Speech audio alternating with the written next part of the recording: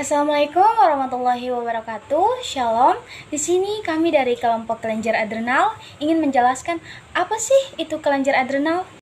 Halo semuanya, bagaimana kabar kalian hari ini? Semoga kita semua tetap sehat di tengah pandemi COVID-19 ya. Di sini saya akan menjelaskan sedikit tentang definisi dan pengertian dari kelenjar adrenal. Menurut Syairifuddin tahun 2006, kelenjar adrenal adalah salah satu bagian dari kelenjar endokrin, di mana kelenjar endokrin merupakan sekelompok susunan sel yang mempunyai susunan mikroskopis sangat sederhana. Kelenjar ini tidak mempunyai saluran keluar dan mencurahkan sekresinya langsung ke sirkulasi darah. Misalnya kelenjar adrenal yang berada di atas masing-masing ginjal. Menurut Sabto tahun 2001, kelenjar adrenal terdiri dari dua bagian, yaitu bagian luar atau korteks, berasal dari sel mesodermal atau hormon steroid, sedangkan bagian dalam atau medula berasal dari sel ektodermal atau hormon katekolamin. Korteks adrenal dan medula adrenal adalah organ yang terpisah baik dari asal jaringannya maupun fungsi fisiologiknya. Berikutnya itu pengertian dari kelenjar adrenal.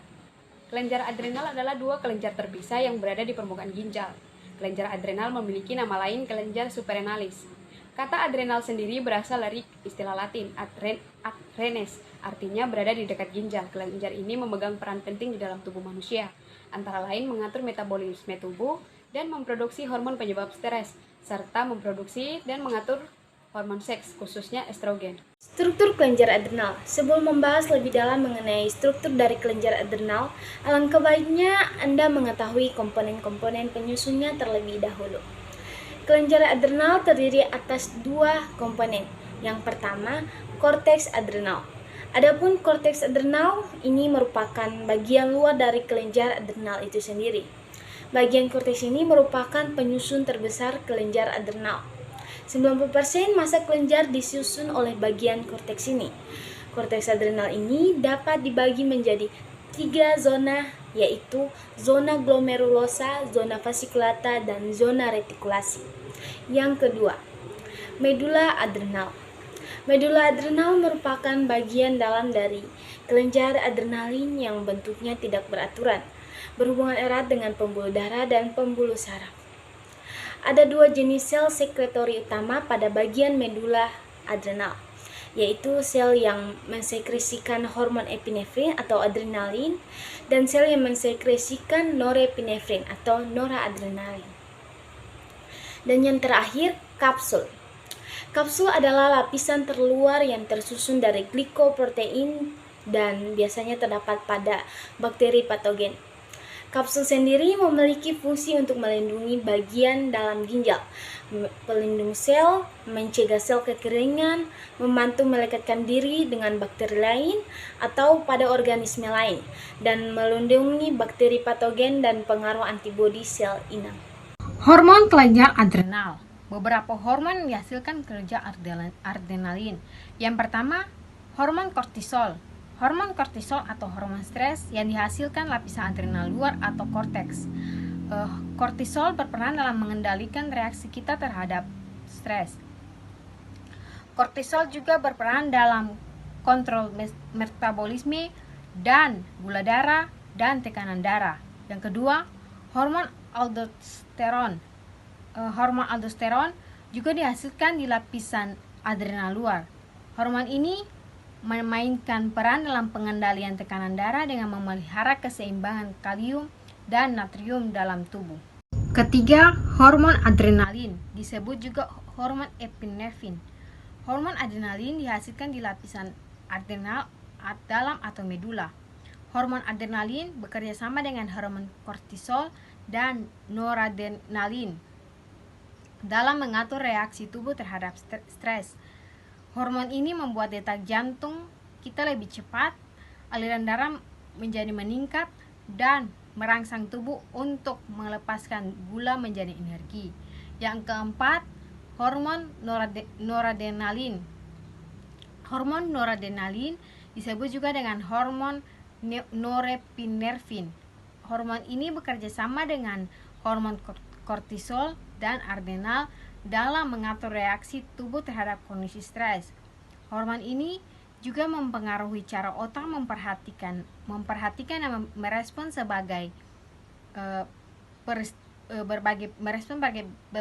berbagai peristiwa seperti peningkatan detak jantung, memicu pelepasan glukosa ke dalam darah dan meningkatkan aliran darah ke otot. Jenis kelainan atau gangguan pada kelenjar adrenal. Yang pertama sindrom Cushing, yang kedua hiperplasia, yang ketiga kanker adrenal, yang keempat penyakit Addison. Berikut faktor risiko. Yang pertama sindrom Cushing. Sindrom Cushing adalah suatu kondisi yang terjadi akibat paparan tingkat kortisol yang tinggi dalam waktu yang lama. Yang pertama obesitas, diabetes tipe 2, kurangnya kontrol kadar gula darah, tekanan darah tinggi. Yang kedua hiperplasia.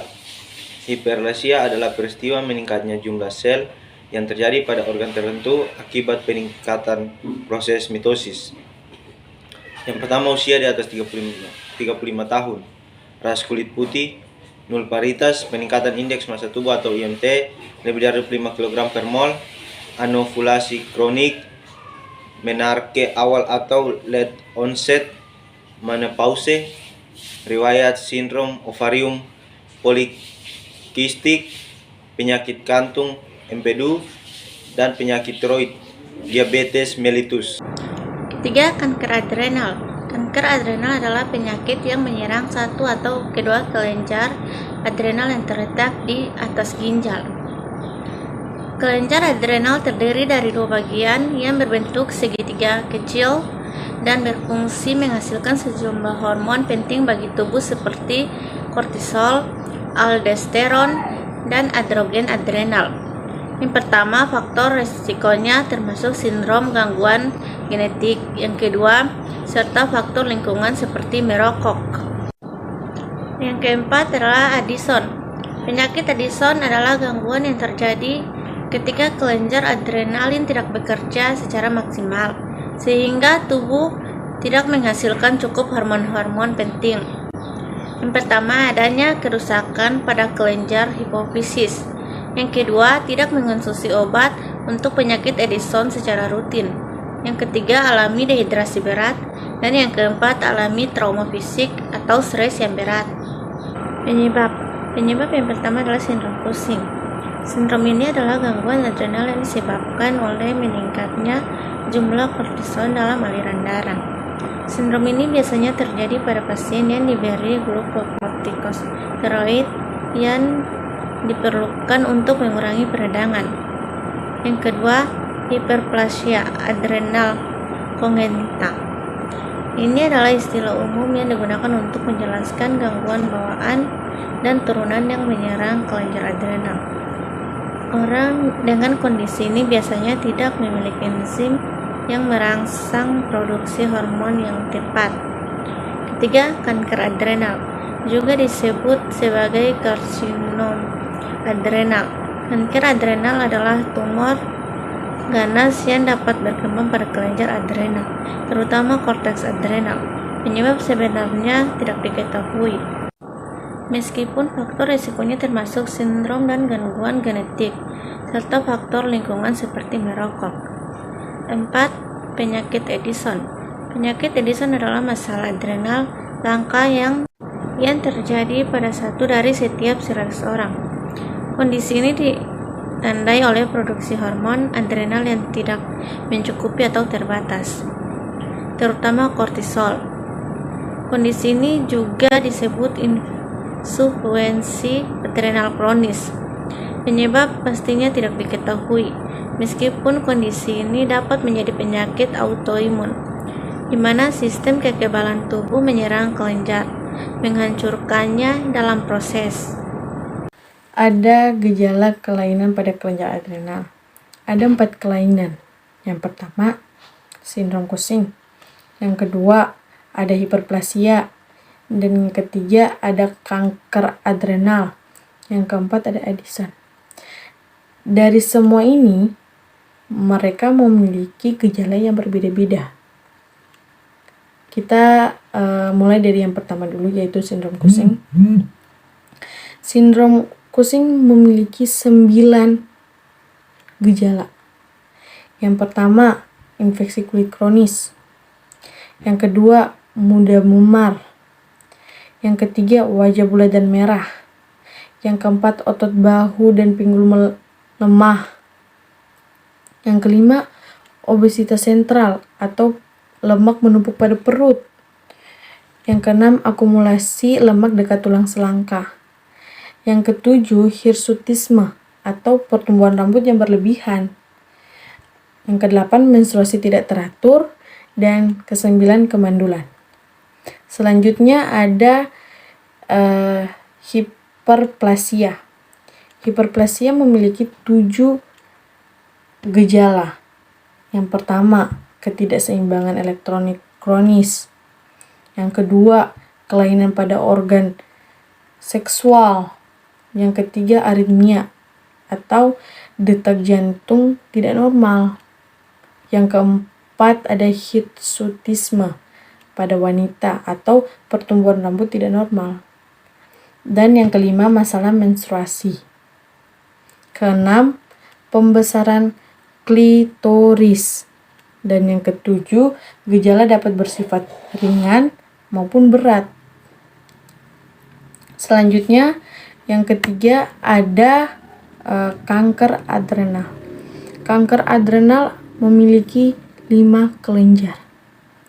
Yang pertama, rasa sakit pada daerah dekat tumor. Yang kedua, kram otot. Dan yang ketiga, rendah kadar kalium.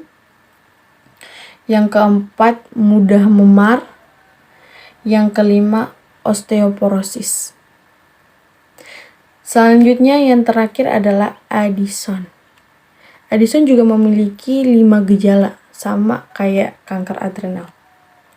Yang pertama, kesulitan untuk mengatasi stres, perubahan mood, termasuk depresi. Yang kedua, tidak toleran terhadap suhu. Yang ketiga, tekanan darah rendah. Yang keempat, kelelahan kronis.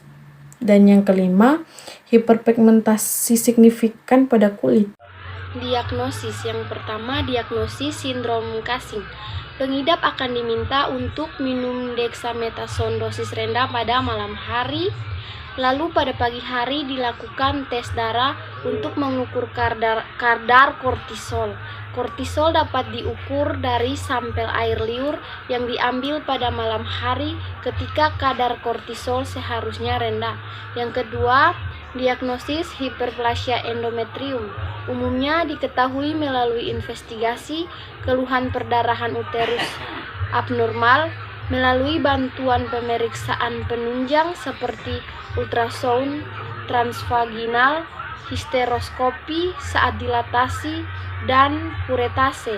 Dan biopsi endometrium dapat membantu dalam menegakkan diagnosis hiperplasia endometrium. Yang ketiga, mendiagnosis kanker adrenokortikal. Tidak hanya dengan mengamati gejala yang muncul saja, dokter juga akan melihat riwayat kesehatan Anda dan keluarga. Tergantung dengan kondisi tubuh dan tingkat keparahan pasien, kanker mungkin akan direkomendasikan beberapa pengobatan berikut: operasi pengangkatan tumor, radioterapi, dan kemoterapi. Yang keempat, untuk mendiagnosis penyakit Addison. Awalnya dokter akan melakukan tanya jawab seputar gejala, riwayat penyakit, dan riwayat kesehatan pasien. Setelah itu, dokter akan melakukan pemeriksaan fisik secara menyeluruh, termasuk pemeriksaan tekanan darah dan pemeriksaan kondisi kulit untuk mencari hiperpigmentasi.